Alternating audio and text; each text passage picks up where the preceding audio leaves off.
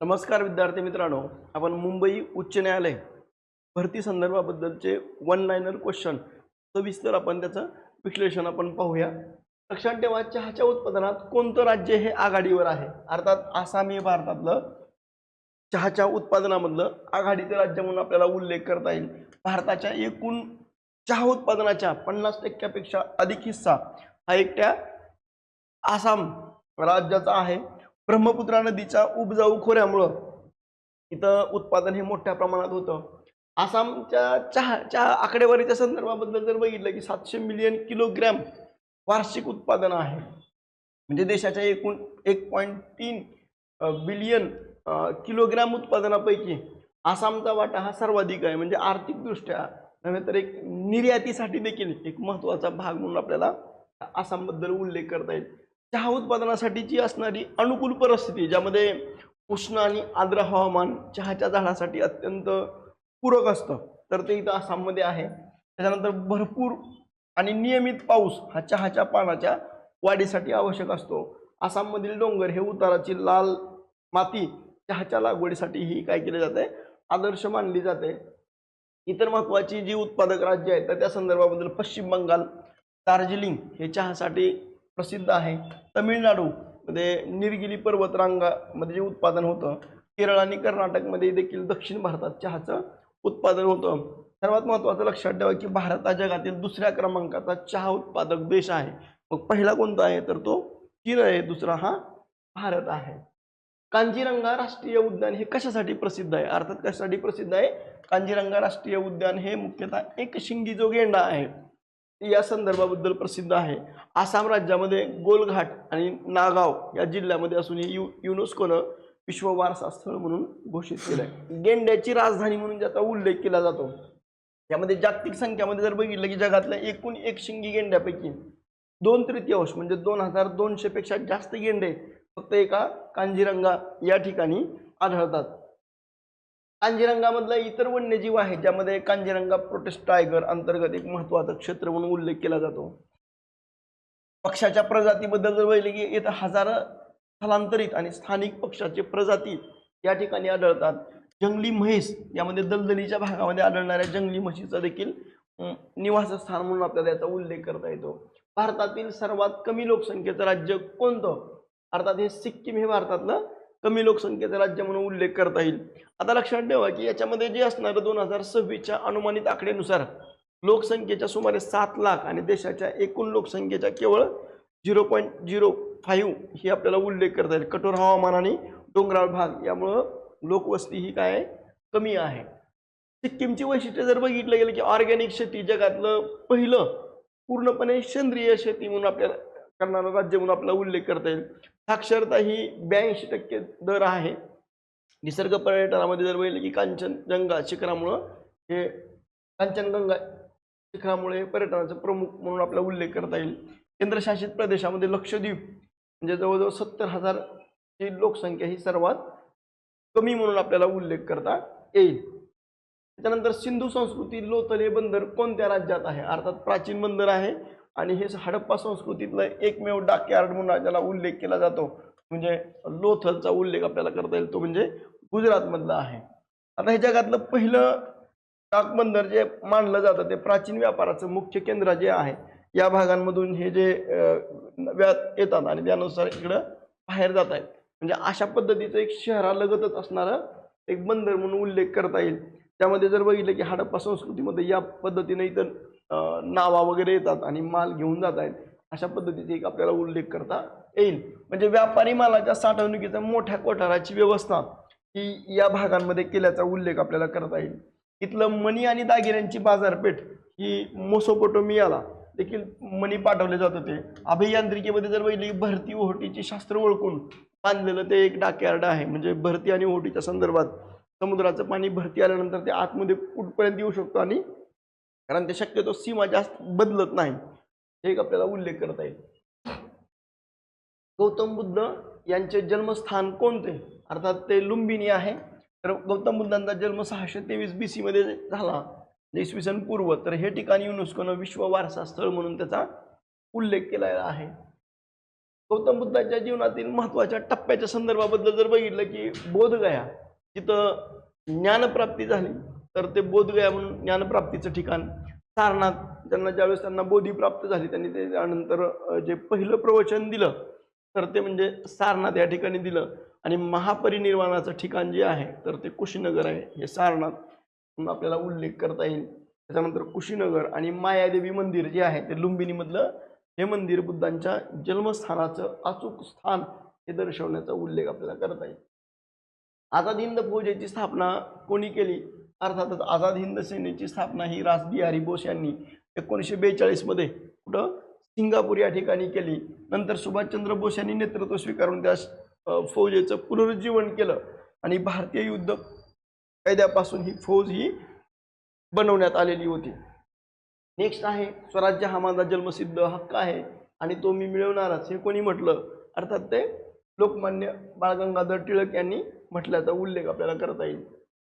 लोकमान्य टिळकाच्या संदर्भाबद्दल जर बघितलं गेलं तर हे केसरी आणि मराठाच्या संदर्भाबद्दल त्यांनी 2 जानेवारी 1881 ला आणि 4 जानेवारी 1881 ला हे केसरी आणि मराठा वर्तमानपत्राची सुरुवात त्यांनी केली. गणेश उत्सव हे 1893च्या कालखंडामध्ये हे सुरू केलं. शिवजयंती हे 1895-96 दरम्यान हे त्यांनी सुरू करण्याची भूमिकाही त्या काळामध्ये घेतल्याचा उल्लेख करता येईल. भारताचा पहिला व्हाईसराय हा कोण होता? तर 1858 ते 62 दरम्यान लॉर्ड कॅनिंग हा भारताचा पहिला व्हाईसराय म्हणून उल्लेख करता येईल, ज्यांनी 1857च्या उठावानंतर ईस्ट इंडिया कंपनीची सत्ता ही संपली आणि ब्रिटिश राणी व्हिक्टोरियाचं शासन हे भारतामध्ये या कॅनिंगच्या काळामध्ये सुरू झालं. आणि कॅनिंग यांनी doctrine of law of lapse जे डलहौसीचं धोरण जे होतं तर ते त्यांनी काय केलं होतं? रद्द केल्याचा उल्लेख आपल्याला करता येईल. जालियनवाला बाग हत्याकांड हे कधी झालं? अर्थात 13 एप्रिल 1919 रोजी अमृतसरमध्ये बैसाखी सणाच्या दिवशी निहत्या लोकांवर जनरल डायरनी काय केलं होतं? तर ते गोळीबार करण्याचा क्रूर आदेश हा त्यांनी त्या काळामध्ये दिल्याचा उल्लेख करता येईल.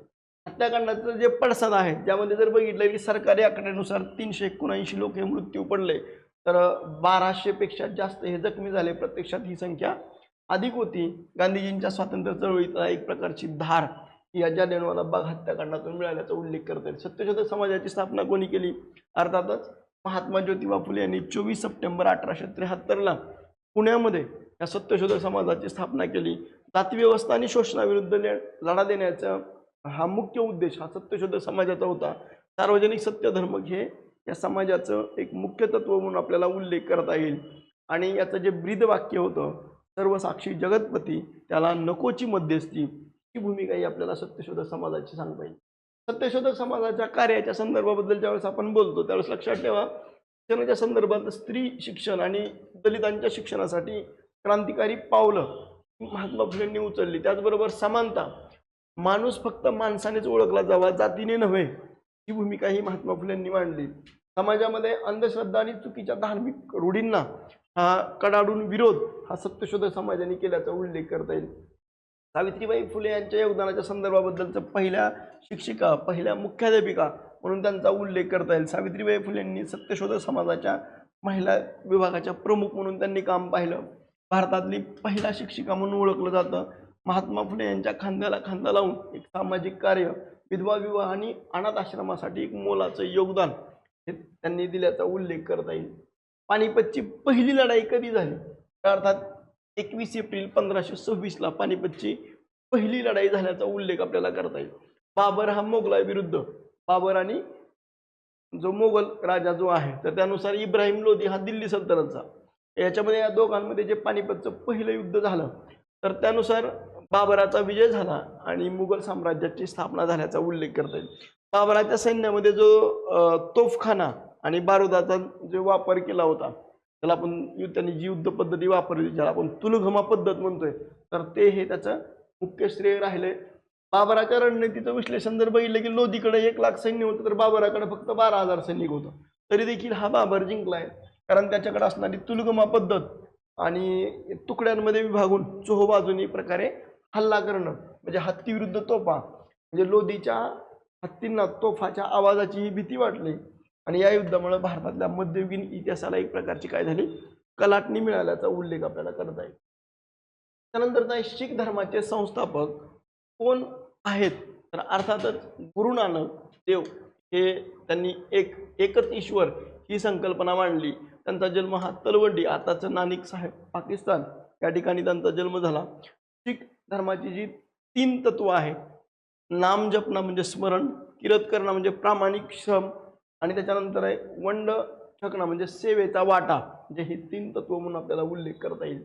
डिस्कवरी ऑफ इंडिया पुस्तक कोणी लिहिलं? अर्थात ते पंडित जवाहरलाल नेहरू यांनी लिहिलं. 1942 ते 45च्या काळामध्ये जे अहमदनगर जो किल्ला आहे, तर त्या ठिकाणी त्यांना कैद केलं होतं आणि या किल्ल्यामध्ये पुस्तकात वेदापासून ते आधुनिक भारतापर्यंतचा इतिहास हा पंडित जवाहरलाल नेहरू यांनी या डिस्कवरी ऑफ इंडियामध्ये मांडला आहे.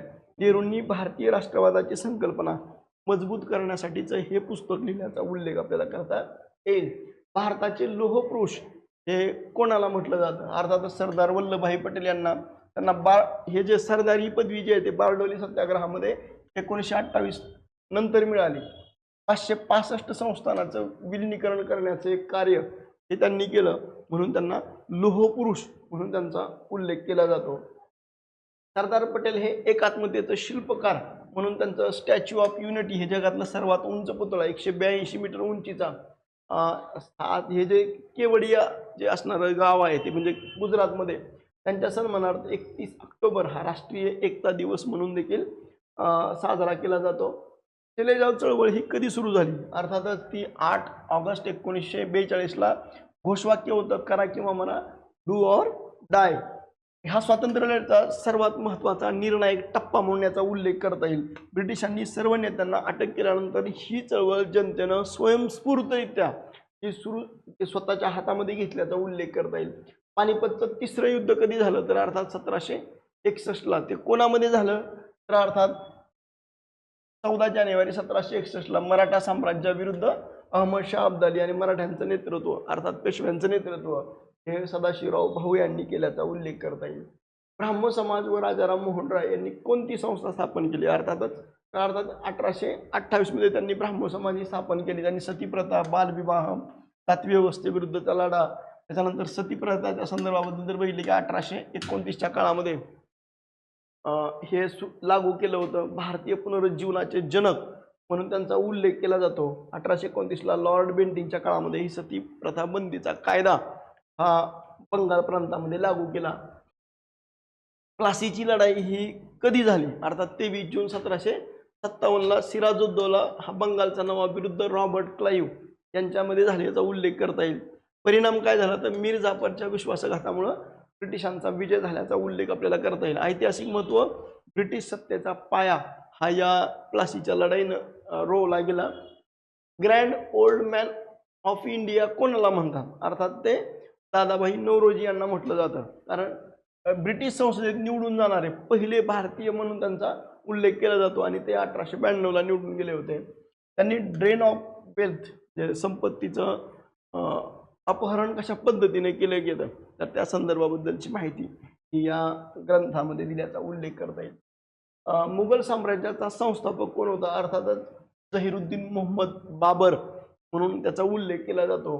1526ला इब्राहिम लोदीचा पराभव करून बाबरांनी मुघल सत्तेचा पाया हा रोवल्याचा उल्लेख करता येईल. त्यांना बाबरनामा हे त्याचं आत्मचरित्र हे जे चंगताई तुर्की आहे, चंगताई तुर्की या तुर्की भाषेत त्यांना ही पदवी मिळाली होती. त्यानंतर गाझी आणि बादशाह ही पदवी त्यानं धारण केल्याचा उल्लेख करता येईल. विद्यार्थी मित्रांनो, तुम्हाला जर हा व्हिडिओ आवडला तर तुम्ही लाईक करा, शेअर करा आणि सबस्क्राईब करायला विसरू नका. थँक्यू.